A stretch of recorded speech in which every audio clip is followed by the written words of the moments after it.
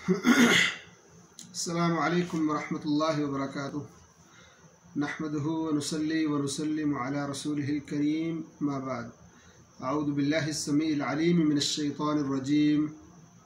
क़ाल अल्लाहु तबारक व तआला इन तजतनिबू कबाइर मा तुनहून अन्हु नुकफ्फिर अन्कुम सय्यिआतिकुम व नुदखिलकुम मुदखलन करीमा।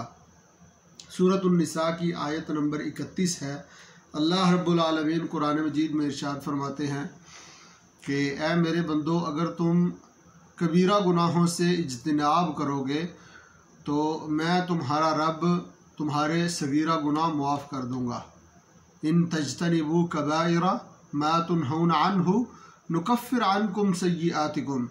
जिन कबीरा गुनाहों से तुम्हें रोका गया है, अगर उन कबीरा गुनाहों से तुम इज्तिनाब करोगे तो अल्लाह रब्बुल आलमीन इसके बदले में तुम्हारी सय्यिआत, तुम्हारी बुराइयाँ, तुम्हारी गुनाह मुआफ़ फरमा देगा। वनुदखिलकुम मुदखलन करीमा, और तुम्हें सबसे बाइज़्ज़त, मुअज़्ज़ज़ और बुज़ुर्गी वाली जगह में दाखिला नसीब फरमाएगा, और वो जन्नत है।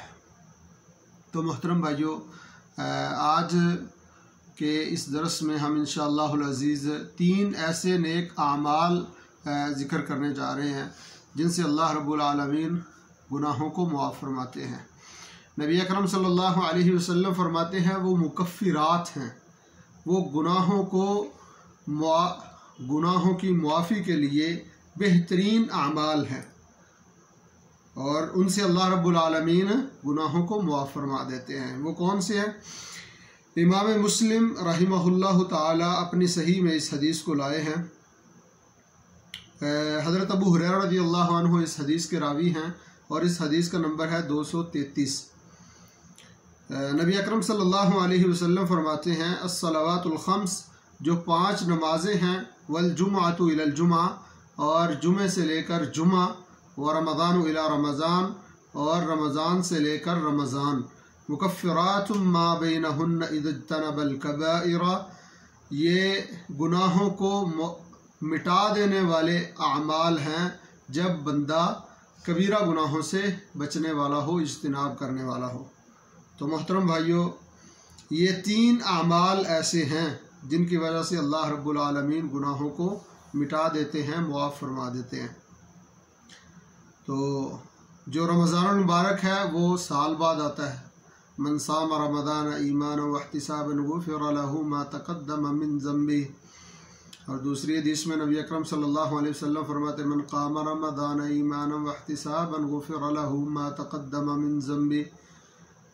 ये तो सियाम और क़ियाम है रमज़ानुल मुबारक का।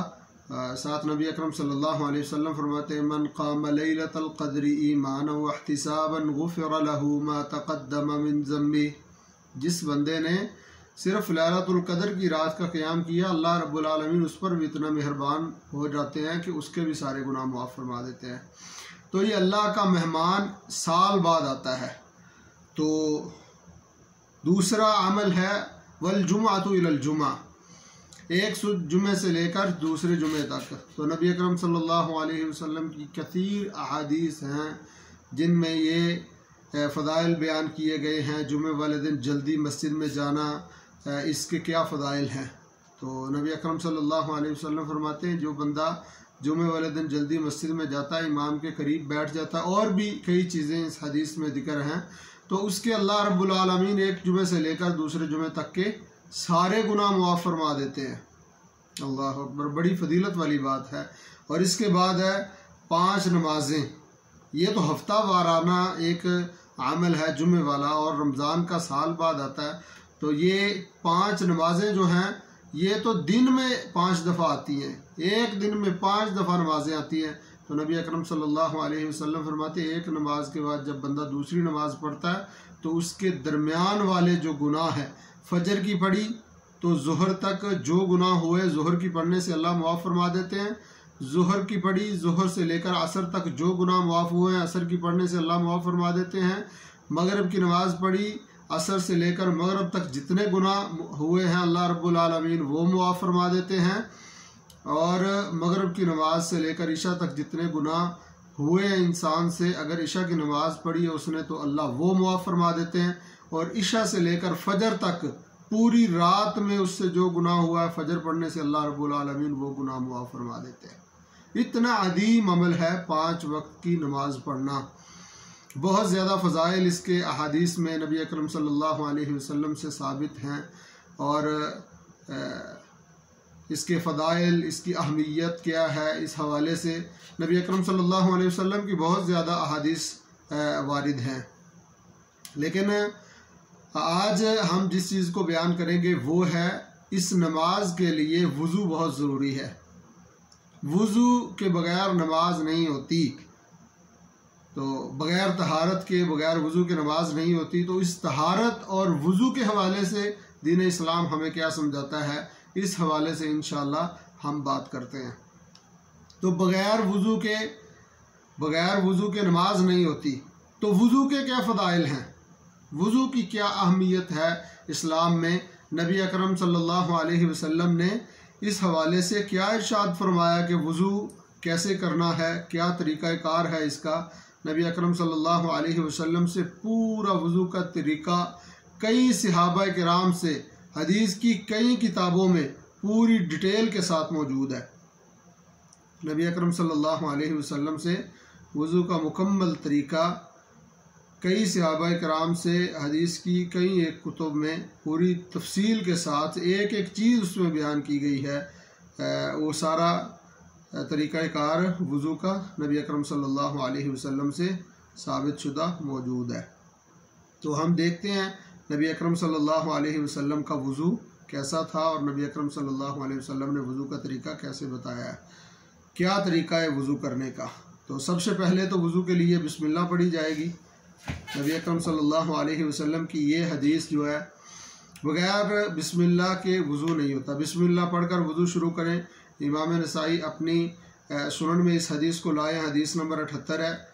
امام احمد بن حنبل اپنے مسند میں اس حدیث کو لائے، حدیث نمبر ہے 12724۔ بسم اللہ پڑھے بغیر وضو نہیں ہوتا۔ تو اس حوالے سے جو حدیث ہے امام ابو داود اپنی سنن میں لائے ہیں 101 نمبر پر، امام ترمذی اپنے جامع میں 25 نمبر حدیث لائے ہیں، امام ابن ماجہ رحمہ اللہ تعالی اپنی سنن میں 397 نمبر پر یہ حدیث لائے ہیں۔ وضو کرتے ہوئے ہر عضو میں پہلے دائیں طرف اور پھر بائیں طرف دھوئیں۔ صحیح البخاری میں امام بخاری رحمہ اللہ تعالی 5854 نمبر یہ حدیث ذکر کرتے ہیں، اور امام مسلم یہی مسئلہ اپنی صحیح میں 268 نمبر پر اس مسئلے کو ذکر فرماتے ہیں۔ اس کے بعد دونوں ہاتھ کلائیوں تک اچھی طرح دھونے۔ صحیح البخاری حدیث نمبر 186 ہے، امام مسلم اس کو اپنی صحیح میں 235 نمبر پر لے کے آئے ہیں۔ ہاتھوں کو اچھی طرح دھونے کے بعد ہاتھوں کی انگلیوں کے درمیان خلال کرنا ہے، اس کو اچھی طرح سے اس طرح کر کے اچھی طرح ان انگلیوں میں خلال کرنا ہے۔ یہ نبی اکرم صلی اللہ علیہ وسلم سے ثابت شدہ اور مسنون عمل ہے وضو کے دوران۔ امام ابو داود اپنی سنن میں اس کو 142 نمبر پر لائے ہیں۔ اسی حدیث کو امام ترمذی جب اپنی جامع میں لاتے ہیں تو 38 نمبر پہ ذکر ہے۔ امام نسائی اپنی سنن میں 114 نمبر پر اس حدیث کو ذکر کرتے ہیں۔ اس کے بعد ایک چلو میں پانی لیں، آدھے سے کلی کریں اور آدھا ناک میں ڈال لیں۔ چلو میں پانی لیں اور آدھے سے کلی کریں اور آدھا ناک میں ڈال لیں۔ یہ طریقہ ہے کلی کرنے اور ناک میں پانی ڈالنے کا۔ صحیح البخاری حدیث نمبر 186، امام مسلم اپنی صحیح میں 555 یہی حدیث لے کے آئے ہیں۔ ناک میں پانی ڈالتے ہوئے مبالغہ کریں، اوپر تک پانی چڑھانا ہے۔ ناک میں پانی ڈالتے ہوئے اچھی طرح مبالغہ کرنا ہے، اوپر تک اس پانی چڑھانا ہے، اچھی طرح ناک صاف ہو جائے۔ اگر روزہ ہو تو پھر مبالغہ نہیں کرنا ہے۔ روزے دار کو نبی اکرم صلی اللہ علیہ وسلم نے مبالغہ کرنے سے منع کیا ہے، تو روزہ ہو تو مبالغہ نہیں کرنا۔ اس کو امام ابو داود اپنی سنن میں لائے ہیں 142 نمبر پر، امام نسائی ذکر کرتے ہیں اپنی سنن میں 87 نمبر پر، امام ابن ماجہ رحمہ اللہ تعالی अपनी सुनन में इस हदीस को 407 नंबर लेकर आए हैं। जब नींद से आप उठे, नींद से बेदार होने के बाद जब वज़ू किया जाए तो पानी अच्छी तरह चढ़ाकर 3 बार नाक झाड़ना चाहिए, क्योंकि शैतान नाक के इस हड्डी में, ये जो नरम हड्डी होती है नाक की, इस जगह पे रात गुजारता है। नबी अकरम सल्लल्लाहु अलैहि वसल्लम ने फरमाया यबीतु फ़ी अला खैशूम ही, वो खैशूम ये जो नाक की नरम हड्डी होती है इस पर रात गुजारता है, तो उसको अच्छी तरह झाड़ना है नाक को। इसके अलावा 1 या 2 बार, जितनी बार झाड़ें आप, 1 बार लाजमी, 2 बार, 3 बार, जितनी बार भी आप झाड़ते हैं इसको अच्छी तरह साफ़ करते हैं, ये नबी अकरम सल्लल्लाहु अलैहि वसल्लम से साबित है। सहीह बुखारी में हदीस नंबर 3295 है। इमाम मुस्लिम जब अपनी सही में इसको लाए हैं 238 नंबर पर है। ये नाक को बाएं हाथ से 3 मरतबा अच्छी तरह झाड़ना है, साफ़ करना है। सहीह बुखारी 186 नंबर हदीस है। इमाम मुस्लिम 235 नंबर पे इस हदीस को लेके आए हैं। 3 मरतबा फिर चेहरे को अच्छी तरह धोना है। ये पूरा चेहरा है, इस चेहरे को अच्छी तरह 3 दफ़ा धोना है आपने। सहीह बुखारी 185 नंबर हदीस है। इमाम मुस्लिम 235 नंबर में इस हदीस को लेके आए। 1 चुल्लू पानी लेकर ठोड़ी के नीचे दाढ़ी में दाखिल करें और खलाल करें। जिस बंदे की दाढ़ी है और दाढ़ी घनी है, बड़ी दाढ़ी है, और उसका ये जो नीचे जिस्म है, ये चमड़ी है, यहाँ तक पानी नहीं गया, तो उसके लिए हुक्म है कि वो पानी नहीं, इधर तक पानी ले जाना ज़रूरी नहीं है, वो दाढ़ी का खिलाल करेगा। दाढ़ी में इस तरह पानी डाल के इस तरह करके दाढ़ी को अच्छी तरह से उंगलियां इसमें फेरेगा, गीली उंगलियां, तो ये खिलाल होता है। इस तरह दाढ़ी पर पानी लगाएं और इसमें गीली उंगलियां इस तरह फेरें, तो ये खिलाल जो है दाढ़ी का, नबी अकरम सल्लल्लाहु अलैहि वसल्लम से सुनन अबू दाऊद में इमाम अबू दाऊद रहमहुल्लाह ताला 145 नंबर इस हदीस को लेके आए। इमाम तिरमिज़ी अपनी जामे में 31 नंबर पर इस हदीस को लेके आए। इमाम इब्न माजा अपनी सुनन में 432 नंबर पर इस हदीस को लेके आए। खिलाल करने के बाद फिर दायां हाथ कोहनी समेत धोएं। ये दायां हाथ यहाँ तक कोहनी समेत इसको धो लेना है, और दायां हाथ कोहनी समेत धोने के बाद फिर बायां हाथ कोहनी समेत धोना है। सहीह बुखारी में हदीस नंबर 186 है। इमाम मुस्लिम 235 नंबर में पर इस हदीस को लेके आए हैं। फिर सिर का मसा करना है, पूरे सर का मसा, इस तरह के दोनों हाथ पानी से तर करके सर के अगले हिस्से पर रखें जहाँ से बाल शुरू होते हैं। ये हिस्सा जहाँ से बाल शुरू होते हैं यहाँ पर दोनों हाथ तर करके रखने हैं और इनको पीछे लेके जाना है, गुद्दी तक लेकर जाना है। फिर पीछे से आगे इस तरह लेके आए जहाँ से शुरू किया था, और ये अमल 3 मरतबा करना है। पूरे सर का मसा नबी अकरम सल्लल्लाहु अलैहि वसल्लम से साबित है। इस तरह हाथ रखेंगे और जहाँ से बाल शुरू होते हैं यहाँ से लेकर जाएंगे पीछे, जहाँ बाल ख़त्म हो जाते हैं फिर वापस वहाँ से दोबारा यहाँ जहाँ से बाल शुरू हुए थे, जहाँ से हमने मसा शुरू किया था, वहाँ तक हम लेके आएंगे। सही बुखारी हदीस नंबर 185-86 और सही मुस्लिम में इमाम मुस्लिम इस हदीस को 235 नंबर पे लेके आए हैं। कान का मसा करना, फिर कान के मसे के लिए अपनी शहादत की उंगली जो है वो कानों में दाखिल करनी है। दोनों उंगलियां इस तरह ना, दोनों उंगलियां कानों में इस तरह दाखिल कर लेनी है, और जैसे जैसे ये कान के सुराख हैं, रस्ते बने हुए हैं, कान के सुराख में ये दोनों उंगलियां डाल के जैसे जैसे कान के ये रस्ते बने हुए हैं उस तरीके से वो उसमें घुमाना है। उंगलियां कानों में सुराखों में डालकर कानों में बने हुए रास्तों में घुमाना है। जब आखिर तक पहुंच जाएं तो कानों की पुश्त पर अंगूठों के साथ मसा कर लेना है। ये अंगूठा है और इसके साथ कानों की पुश्त जो कान का पिछला हिस्सा है इस पर इस तरह करके इसको फेर लेना है, और ये कानों का मसा मुकम्मल हो चुका है। ये हदीस इमाम नसाई 102 नंबर पे लेके आए, इमाम इब्न माजा 439 नंबर पे, इमाम तिरमिज़ी अपने जामे में 36 नंबर पे इस हदीस को लाए हैं। सर के मसे के लिए जो पानी है वही कानों के मसे के लिए भी दुरुस्त होगा। सर का मसा किया है, अगर हाथ गीले हैं तो वही उसी पानी के साथ आप कानों का मसा कर सकते हैं। یہ ثابت ہے۔ سنن دارقطنی میں امام دارقطنی 327 نمبر پہ اس حدیث کو لے کے آئیں۔ امام البانی رحمہ اللہ تعالی اپنی صحیح میں سلسلۃ احادیث صحیحہ اس کو 36 نمبر پہ ذکر کرتے ہیں۔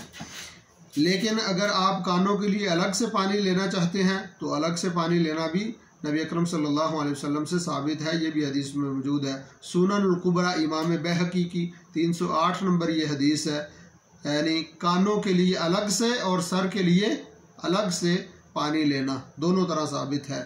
اور سر کے لیے پانی لیا، آپ نے مسح کیا، ہاتھ گیلے ہیں، انہی ہاتھوں سے آپ کانوں کا مسح کرتے ہیں، یہ بھی نبی اکرم صلی اللہ علیہ وسلم سے ثابت ہے۔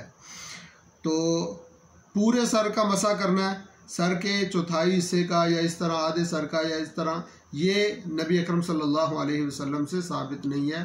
پورے سر کا مسح باقاعدہ نبی اکرم صلی اللہ علیہ وسلم نے پورا طریقہ اس کا بتایا ہے کہ جہاں سے شروع کرنا ہے اور گدی تک لے کے جانا، پھر واپس وہاں تک لے کے آنے اپنا ہاتھوں کو۔ تو وضو میں گردن کا مسح کرنا جائز نہیں ہے، نبی اکرم صلی اللہ علیہ وسلم اور صحابہ کرام سے یہ ثابت نہیں ہے۔ تو اس طرح جب آپ گردن کا مسح نہیں ہے، یہ بات بھی ہو گئی۔ اس کے بعد آپ مسح کے بعد، کانوں کے مسح کے بعد آپ پاؤں ٹخنوں سمیت دھو لیں گے۔ صحیح البخاری 186 نمبر حدیث، امام مسلم اپنی صحیح میں 235 نمبر اس حدیث کو لے کے آئے ہیں۔ بائیں ہاتھ کی چھوٹی انگلی سے پاؤں کی انگلیوں کے درمیان خلال کرنا ہے۔ اس طرح اپنی پاؤں کی انگلیوں کے درمیان یہ جو چھوٹی انگلی ہے اس کو اچھی طرح پھیریں تاکہ اس میں کوئی ایسی چیز رہ گئی ہے تو وہ بھی اچھی طرح صاف ہو جائے۔ پاؤں کی انگلیوں کے درمیان خلال کے حوالے سے امام ابو داود اپنی سنن میں 148 نمبر پہ یہ حدیث لے کے آئے ہیں، امام ترمذی 40 نمبر پہ یہ حدیث لے کے آئے ہیں۔ تو وضو کے بعد اپنی شرمگاہ کی طرف چھینٹے مارنے چاہیے، اس سے پیشاب کے قطرے نکلنے کا وسوسہ ختم ہو جاتا ہے۔ تو یہ حدیث حکم بن سفیان رضی اللہ عنہ فرماتے میں نے رسول اللہ صلی اللہ علیہ وسلم کو دیکھا کہ آپ صلی اللہ علیہ وسلم نے وضو کیا اور اپنی شرمگاہ پر اس طرح شرمگاہ کی طرف چھینٹے مارے۔ سنن نسائی میں امام نسائی اس حدیث کو 135 نمبر پہ لے کے آئیں۔ امام ابن ماجہ جب اپنی سنن میں ذکر کرتے ہیں 461 نمبر یہ حدیث ہے، اور ابن ابی شیبہ امام ابوبکر ابن ابی شیبہ جب اپنی مصنف میں اس حدیث کو لاتے ہیں تو پہلی جلد میں 167 نمبر یہ حدیث ذکر کرتے ہیں۔ تو یہ ہے مکمل وضو کا طریقہ، اور اس کے بعد دعا اور اس کے فضائل کیا ہیں وضو کے، اور اس کے بعد دعا پڑھنے کے کیا فضائل ہیں، اس حوالے سے انشاءاللہ ہم اگلی ویڈیو میں بات کریں گے۔ اللہ رب العالمین سے دعا ہے اللہ رب العالمین ہمیں سمجھنے اور اس کے مطابق عمل کرنے کی توفیق عطا فرمائے۔ السلام علیکم ورحمۃ اللہ وبرکاتہ۔